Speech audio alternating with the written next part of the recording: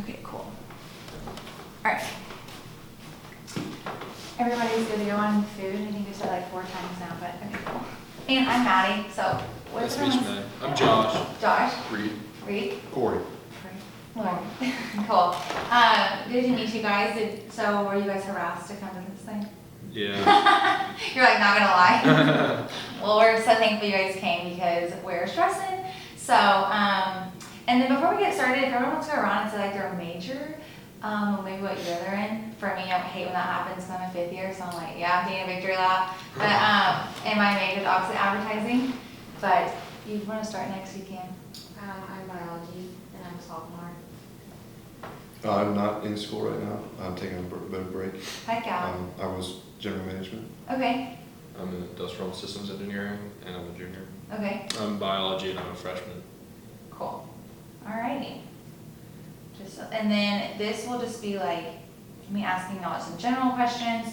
What this is for is we are studying calorie housing apartments, and so that's not really what today is about. You're all like, I don't even know what calorie housing is. Like, I don't live there, so I really don't care. Like, don't worry about that. This is more of just asking like survey-based wise, like when would you guys feel like it's necessary to give, bad feedback, good feedback, just in general life. So the first one we would ask is, what are the first things you look for in a good business?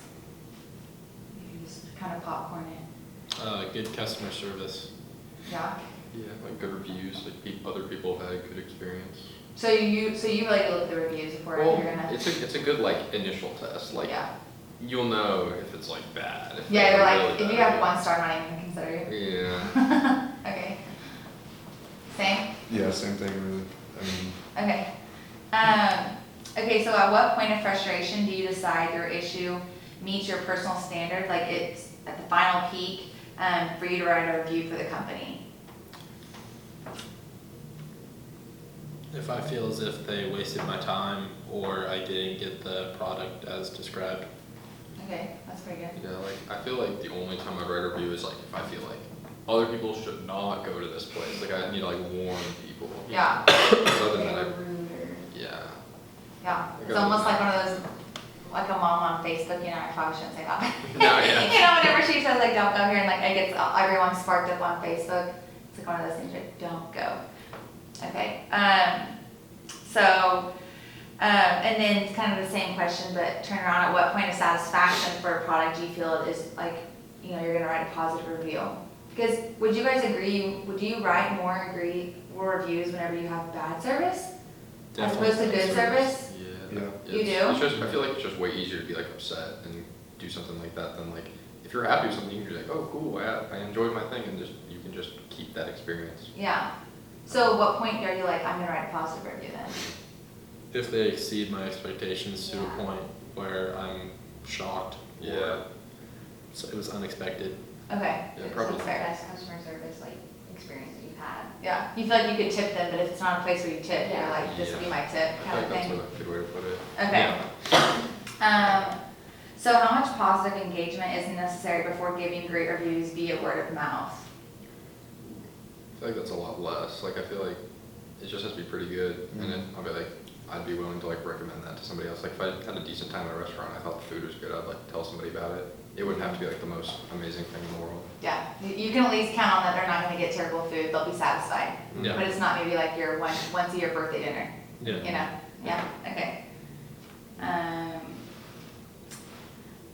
If you had a business or product, how heavy would you weigh the negative reviews to a current situation when the reviews don't reflect the positive results? Read that again. If you had a business or product, how heavy would you weigh this negative review to a current situation when the actual situation shows that it's positive? So maybe it's actually positive, but the review is indicating that something is not happening. Does that make sense to you guys? Am I wording it A right? little bit, but like, so you're saying there's a negative review, but there's actually like some positive to it? Like maybe the business sales don't reflect what the negative review is, or the current situation doesn't reflect what the negative review is saying. Like what you would do. So if you had a business or product, how heavy would you weigh that? As as like a business owner, if you know you are doing the right thing and like most people are happy with it, I wouldn't like listen to that one bad review, especially if you like know you're doing the right thing. Yeah, But I feel like it's easy for like people that own their business to feel like they know what's right, but they're really not doing the right thing. yeah. If it's Maybe just they're not listening to like, customers as much as they should be, that way what you're insinuating. Yeah. Like, if it's just one bad review, like if I'm the owner of the company, like I wouldn't really pay. I'd like see what they have to say. But I wouldn't like pay too much attention to Yeah. it. Okay. If you, okay, so what is a strategy that you would try to implement as a business owner to enhance positive reviews? Good customer service, doing what you advertise. Like if you say that you're gonna do something, then you actually deliver on it, and you don't come up short on your promises.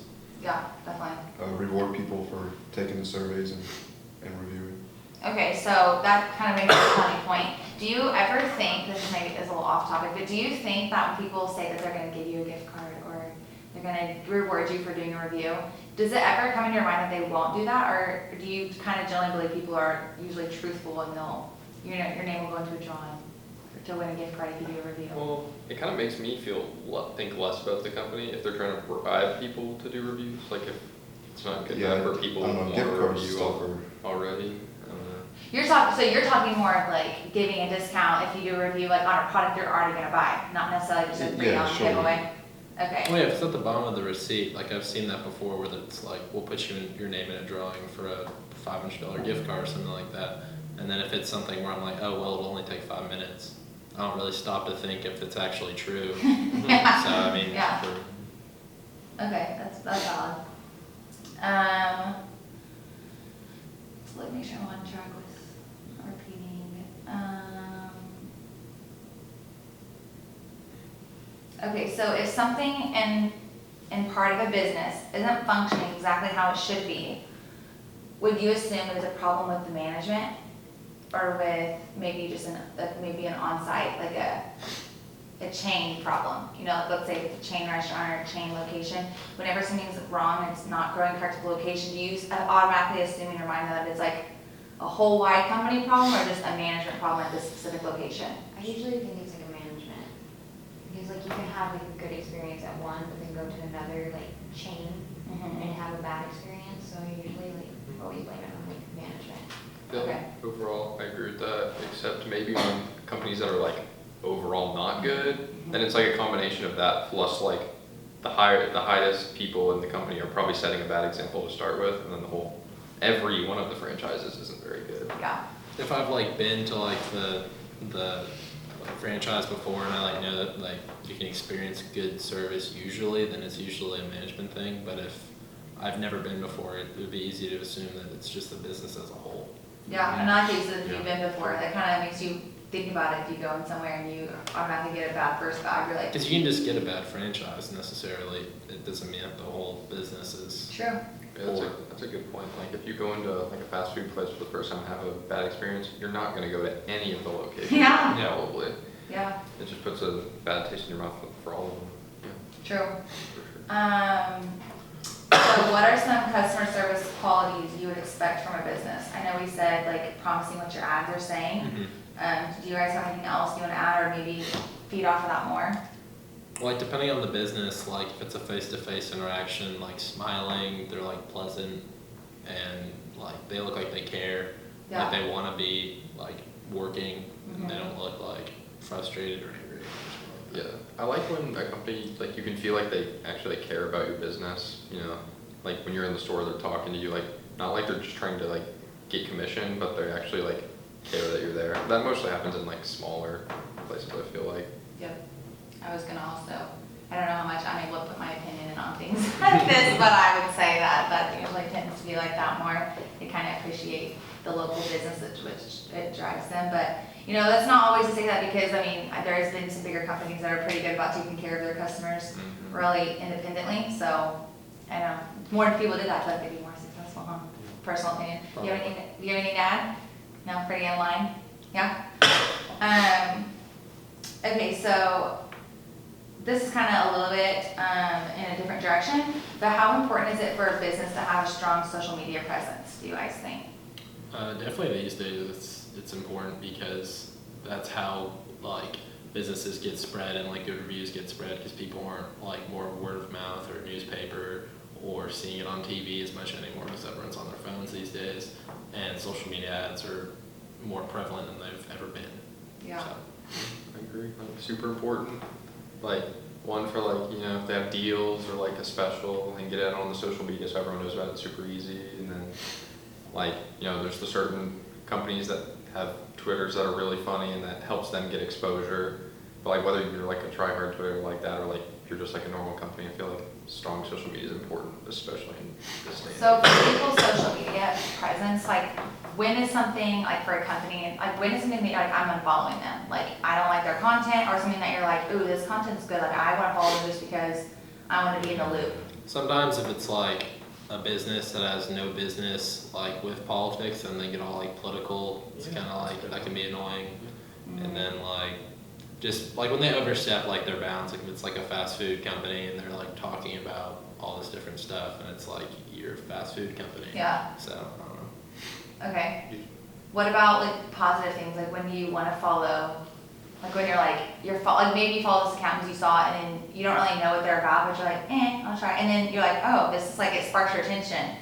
I feel like maybe if the company, like social media account, isn't just to just advertise their products the whole time, like if they post interesting things, maybe having to do with their product, but like the pictures or content is more than just here, buy this item, you know? Maybe it's like getting like regular people involved and not just, you know, making it seem like these people don't exist in real life. Is that maybe? Yeah, sure. Yeah, something like that. Okay. So we've already kind of talked about like positive, negative reasons, but this is maybe just in general. What are some examples of things that would prompt you to leave an online review for a business in total? Like I know we've kind of narrowed it specific directions, but maybe just to kind of going back up to surface level. Like exceeding expectations, leaving like a good taste in your mouth, for lack of a better term, like you were pleased with your service, or if the service was so bad that you would want other people to know. Yeah, it's a good way. I also think like cleanliness of like a business, like if you were to go True. somewhere and it's like really, really bad, gross, like if everything just isn't how it should be, like to standards, I feel like that could like prompt me to leave one. Yeah, you're like, suit yourself. Okay.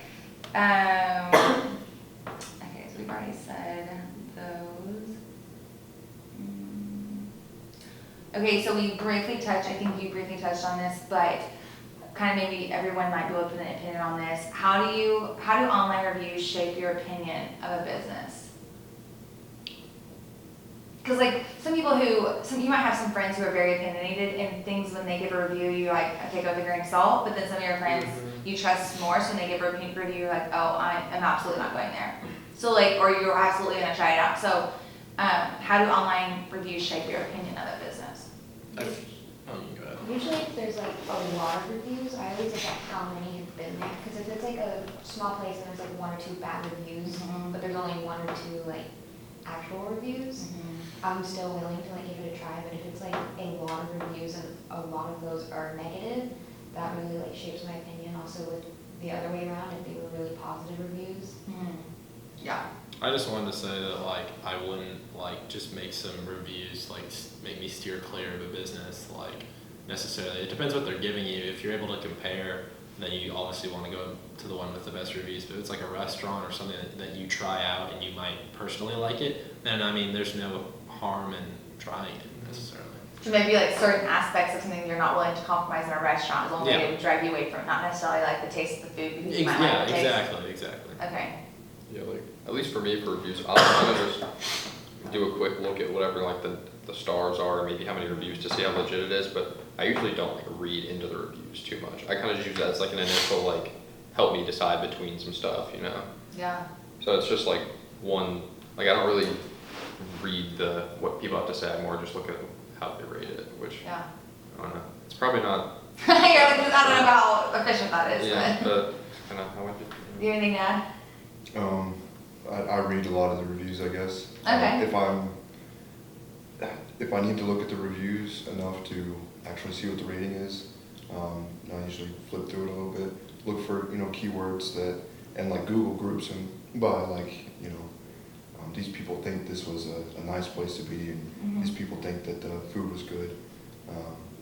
So like if there's a lot of negative things on a key aspect that I'm looking for, that's gonna drive me away. Yeah. And okay, so let's pretend that you're a business owner, okay, and you guys have a lot of negative reviews, but those negative reviews anymore aren't true. Like maybe something has changed or whatever the case is. How would you guys go about, like, how would you try to get the reviews to be positive now that they're not, the other ones aren't any true anymore? Does that make sense? You can advertise that you've changed the aspects of your business that were negatively reflected by the reviews. So you would almost own up to it and then be like, yeah, these were the past, but anymore this is If they were true and they Yes. were something that you wouldn't, like, if you'd be ashamed of in the current time frame, then yeah. And if you fully changed it, yeah. Yeah, if you're honest in both scenarios, yeah. Yeah, I was thinking that, or you could, like whatever area you are criticized the most and you then try to excel the best in that area, so then those new reviews should reflect positively in where you were struggling. But that's a lot less straightforward than like saying, hey, Yeah. we are addressing your issues. Yeah, and maybe like kind of going off the social media aspect, which you maybe try to like make that more in your social media private, like all of a sudden, people always thought that, that was a really big struggle, but what are your thoughts on, would you try to maybe focus on social media to like be like, obviously they're proud of it if they're talking, that's all they're talking about, Yeah. Would you kind of second guess that, or would you be like, like, I don't know, what are your thoughts on that? I mean, it's never bad necessarily to have a social media presence, but it can also be kind of suspicious if it just kind of like came out of nowhere. And it's Yeah. like they never had a social media, but now they're pushing it so hard. It's like, are they really putting time into the business, or are they more focused on their appearance? True. Any more adds to that? I think to build on all of that, like on Google, the owners can go in and like respond to reviews. So if people are complaining about a particular aspect, go in there and say, hey, we fixed it, give us another shot, leave another review. Okay, I like that. So kind of owning up to, but doing it independently so people they feel like they got attention. Right, or if it's like, the top rated review, do those, so everybody that goes and looks are gonna see this bad review, but they're also gonna see that the owner claims it's been taken care of. Do you have something else? Yeah, I was just like, you could even build on that, like, respond to people with bad reviews, like, we've improved, and if you come in, like, and show us you had a bad review, we'll give you 10% off and let us try again, Okay. Really show that, like, you're committed to improving service, something like that. Yeah, and improving them wrong from what we previously kind of, yeah. And, I lost my train of thought, I was gonna say something on that, but, maybe I'll find it, if it comes back, I'll ask it.